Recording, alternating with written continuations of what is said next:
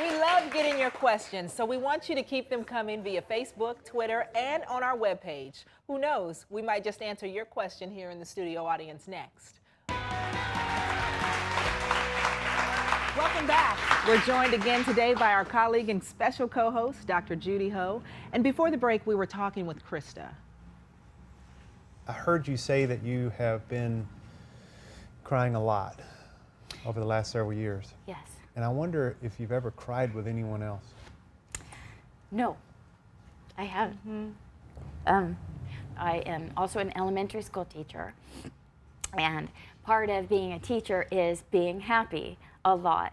And the way you are in a classroom really affects the students that you have. So every day is about going in and putting on a happy face. And as I said before, I've gotten really good at doing that. So I don't cry with people, and I don't show people my emotions. That's something that I keep to myself. And that's what we hope to change today, if we do anything. Because part of what you are going to have to do is learn to forgive what's happened to you. And I think, but first we got to learn to forgive yourself before you can forgive these other people. And I don't know that you know what forgiveness really looks like or means, do you?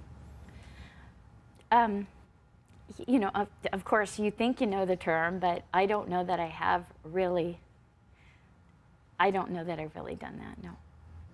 You can forgive, and it doesn't mean you need to trust the people that hurt you. When you get permission to do that, and part of the way you do that, one of the first steps, because one of the things you've really got to learn is that men are not pigs. The men that hurt you are pigs. We'll let you have that one. Okay. But we got to rewrite that script, because that's just not true. There's a lot of good men in the world, and Dr. Judy said that in the first segment. But for you, it's allowing yourself to tell your story to people that can hear it. We are hearing it. There's three things that you can do to really start off, and three practical steps to take away on building trust, and one of them is to analyze your current situation or take inventory. A lot of times, if you spend a lot of time alone, which you said you did, and we hope we can change that, because I think getting you plugged in socially is going to help. But in the meantime, put your thoughts on paper. Take an inventory of your current reality, because our reality tends to get skewed when we spend a lot of time in our heads. It can be a dangerous playground up there. Right.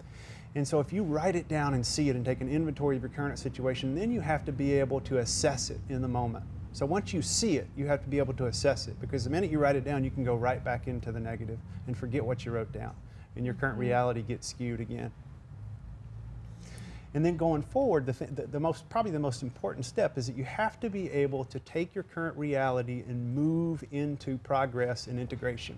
Your reality is that men are pigs, you still don't trust them, they're still a threat to your survival and your reality, and and when we move you to the new normal, that's not true. Okay. So we got to close that gap. Right. And that's a daily practice. Yeah. And I think one of the best ways to be able to do that is to find the contradiction in your story. I need you to find the contradiction in that. You have two sons. Right. Would you say my sons are pigs? You are a teacher teaching young boys and girls. Would you say all of the male students in my class are pigs? Well, of course you wouldn't. Right.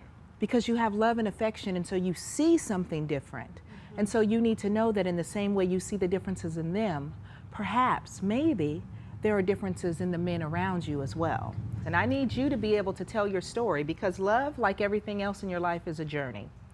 And as Miles talked to you about allowing people in that space, what you need to realize is that the space is over here and you need to step into it. Right. Because we've all had our hearts broken on the journey. Audience, show of hands, how many of you have ever had your heart broken by somebody that you loved? Where you said, I gave them everything and they ran away with it and left me in pain. I started off by asking you, would you be willing to do something different if I told you that it would be hard? And you said, I would, because I'm tired of feeling this way. Whether you date and you wind up alone, you're alone right now. That's right. You only have something to gain by trying something different. You're hurt now, so whether you break up and you have a heartbreak, your heart is hurt now. You only have something to gain by doing something different. Oh, I was going to say, I know that the definition of insanity is repeating the same thing over and over again, expecting different results. And that stops today. Okay. Because today you showed up differently, and you did. I want to tell you something. Telling your story in the way that you did, you've kept it contained for 10 years.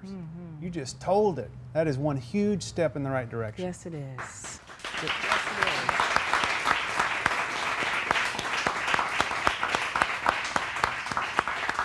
Today you let people in, and I want to help you let people in more. What we would like to offer you is some professional support. I think some of the practical takeaways that Dr. Judy mentioned, that Spirit mentioned, I mentioned, put those in action immediately. But I think you need some help to unravel this story and rewrite your narrative. And we'd like to give that to you. And Dr. Sunny Whedon is a clinical psychologist, and she's an accomplished author and has been in private practice for over 30 years. And she performs individual, couples, family, group therapy, and provides spiritual retreats and workshops. And I know Dr. Whedon. She's been doing this a long time, and she is amazing at what she does. And the thing that I like about her most is it's not what she knows, it's who she is. She shows up well, she listens well, and she'll give you some great solutions. If we offer you this gift, will you lean in and do that work? Oh, God, yeah. You deserve it. Thank you so much. You did incredible today. Thank you.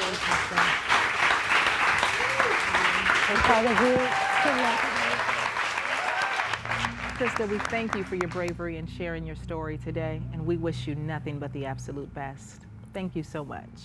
Thank you. We've got lots more coming up right here on the Daily Helpline. Don't you move. Coming up, and if you base your life on his temporary 6-year-old understanding, he will have moved on and done his own thing, and you will be left holding the bag here. We love getting your questions, so we want you to keep them coming via Facebook, Twitter, and on our webpage. Who knows, we might just answer your question here in the studio audience next.